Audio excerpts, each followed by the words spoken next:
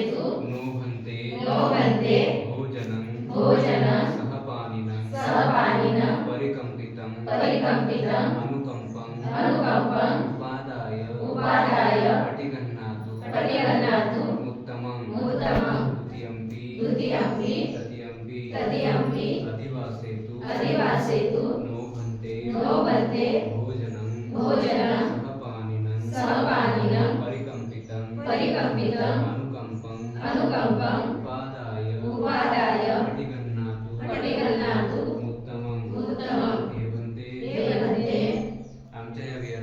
आमच्या या विहारामध्ये भोजन आणि पाण्याचा अनुकंपा करू स्वीकार करा.